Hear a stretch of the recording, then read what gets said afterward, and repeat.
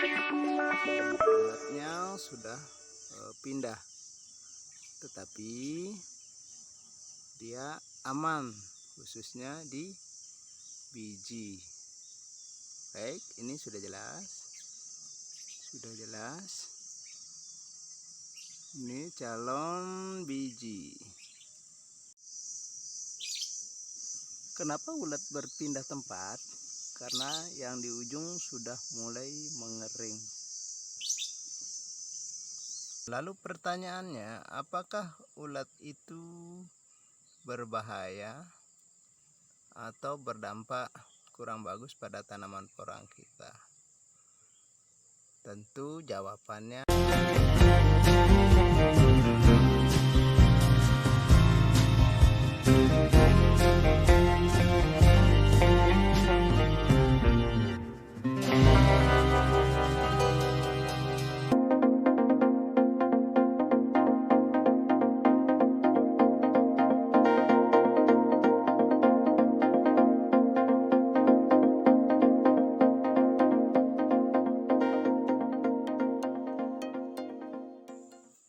Selamat pagi, ketemu lagi dengan kami di GSB Channel. Kembali lagi, kali ini kita membahas seputaran tanaman porang, di mana dari kemarin malam kita mendapatkan pesanan, baik itu melalui via inbox maupun dari WA Group. Kita diminta untuk membuatkan sebuah video tentang bagaimana dampak dari serangan hama ulat khususnya di tanaman porang, karena di saat-saat ini adalah dimana ulat sudah mulai menyerang tanaman porang kita.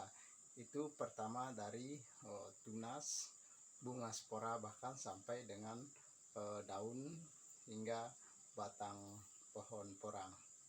Oke saudaraku semua, kita akan bahas ini, kita lebih langsung kepada prakteknya, tapi kita tidak membahas melalui teori semata. Oke, kita sekali lagi ini hanya untuk kita berbagi, tidak lagi ada niat untuk mengajari, tidak ada lagi niat untuk menggurui, tetapi ini murni kita berbagi sesuai pengalaman yang pernah kami lakukan.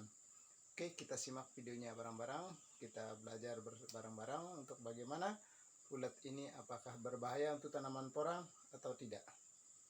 Baik, kita langsung ke lokasi.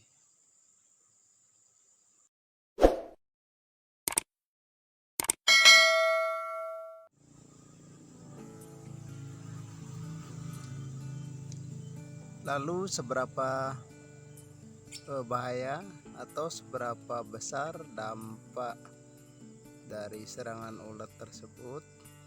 Apakah ulat ini menyerang dan berdampak pada kegagalan biji bunga? Sementara calon biji masih aman, tidak diserang. Ternyata yang diserang sama ulat adalah kembali lagi bagian lempengan daun dan ujung atas seperti ini.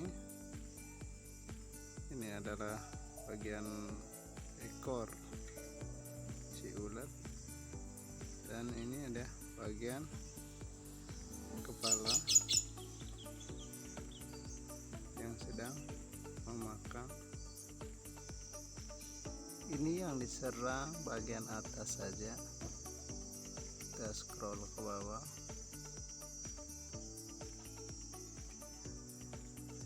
Nah, ternyata dia mentoknya di paling bawah adalah dari ujung. Atau kapan saatnya ulat ini akan berpindah tempat? Mulai dari sebesar ini, apakah setelah membesar seperti ini? Jawabannya tentu tidak. Dia akan bertumbuh besar dan membesar. Jadi ulat itu akan berpindah ketika lempengan daun ini sudah mulai mengering. atau lempengan daun ini sudah mulai layu dan ujung ini akan berubah coklat dan menandakan sudah kering. Nah, apabila si ulat ini pindah, apakah biji atau calon biji bunga spora itu akan tumbuh maksimal? Berikut penjelasannya. Bagaimana ciri-ciri bunga sehingga ulat itu akan pindah tepat seperti ini. Ini ujungnya sudah mulai coklat, ini sudah mulai mengering, tetapi lempengan daun pada bunga masih, ini di sebelahnya masih ulatnya. Ini menandakan ulat itu masih aktif apabila ini masih segar.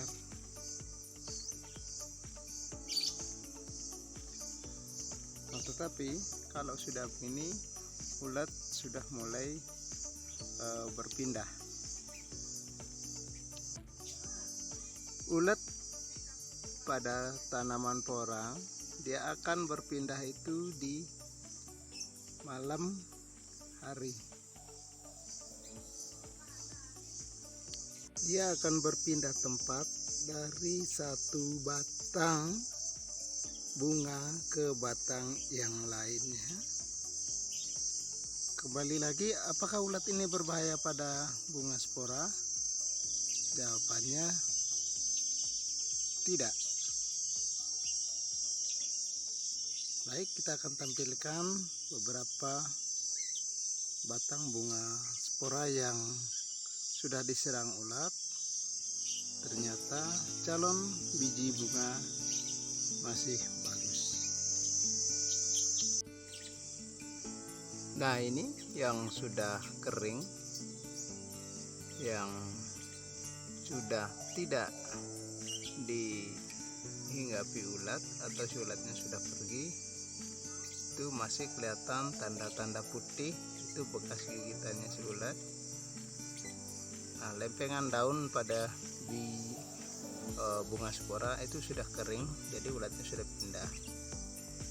Nah, ini bijinya masih aman,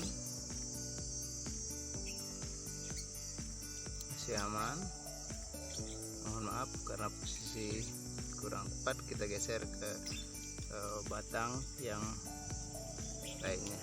Oke, kita tinggal geser ke samping. Nah, di sini banyak bunga porang.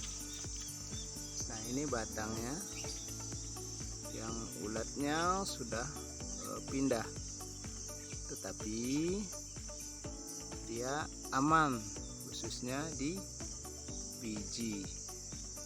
Baik, ini sudah jelas. Ini calon biji. Oke, ini sudah jelas sekali.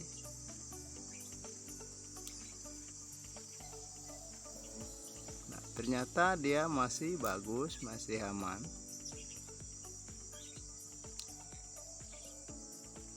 Ini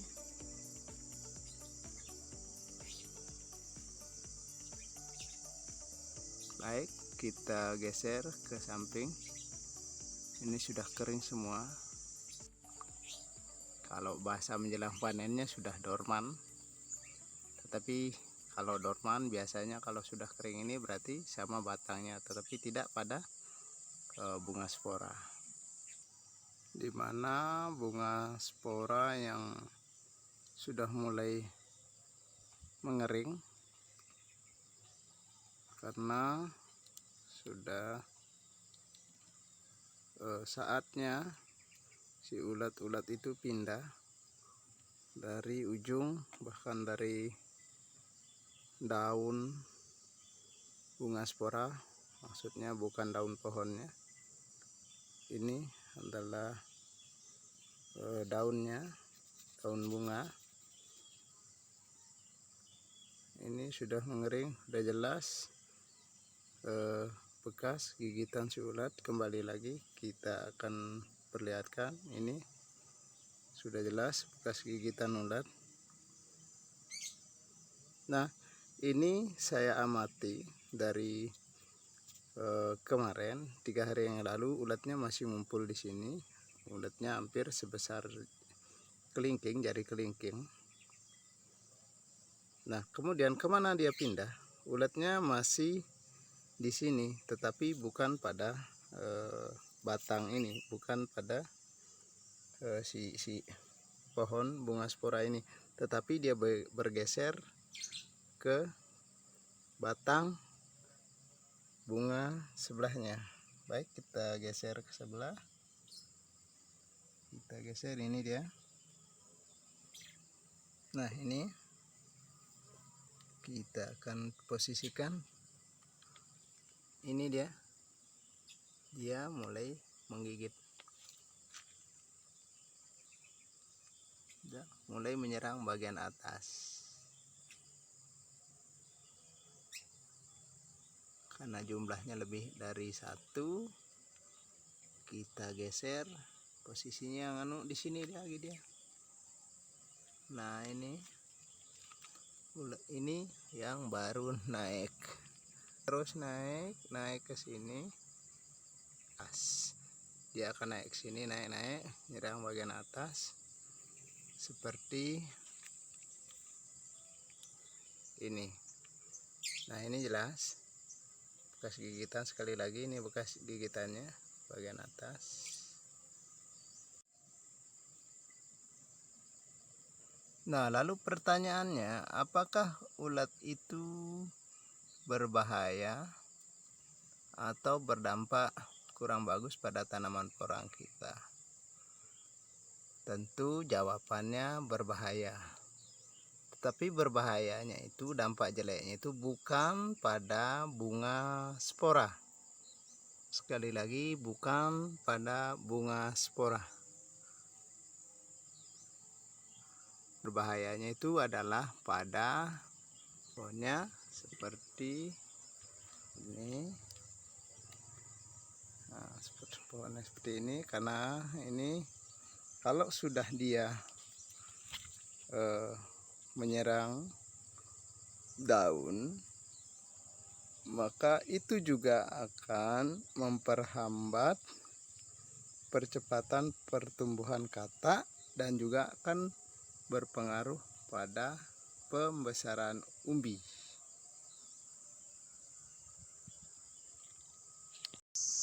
Jadi ulat itu akan berpindah apabila,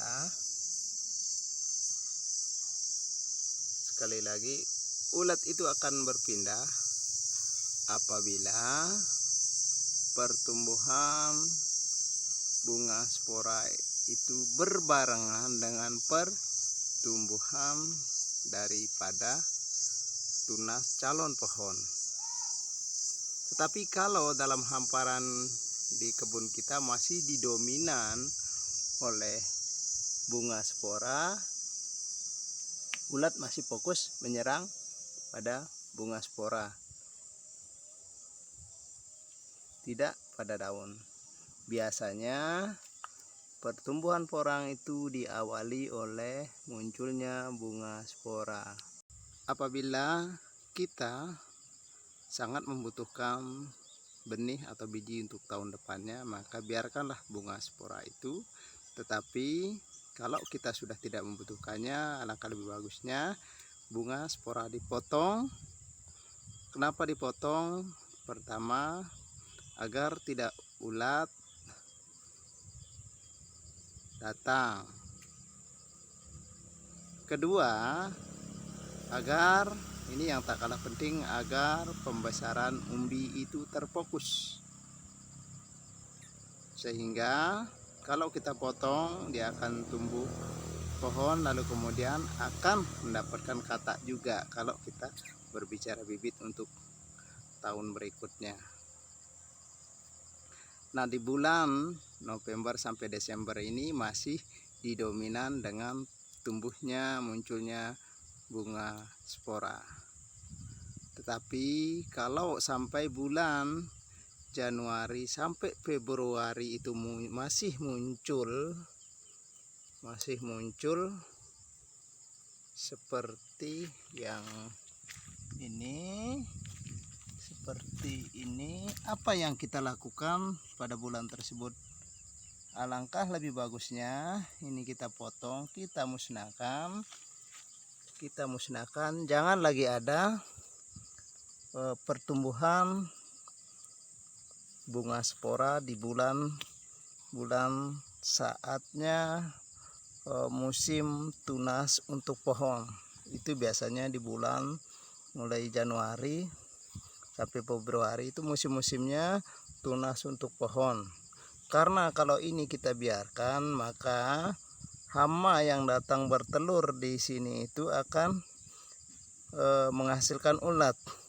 Nah, karena ulat itu jadi banyak di sini, berkembang membesar di sini karena sudah tidak ada bunga spora, maka itulah yang menyebabkan mereka itu berpindah menyerang pada daun pohon si porang. Nah, tapi kalau bulan ini masih aman-aman saja karena pohonnya masih belum ada, masih dominan dengan bunga spora.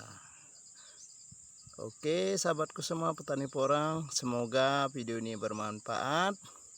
Silahkan dibagikan ke saudara-saudara kita, mungkin ini sangat dibutuhkan, ditunggu sama saudara-saudara kita, khususnya petani porang yang ingin saling berbagi, karena berbagi itu adalah sesuatu yang bermanfaat untuk diri kita dan keluarga saudara kita.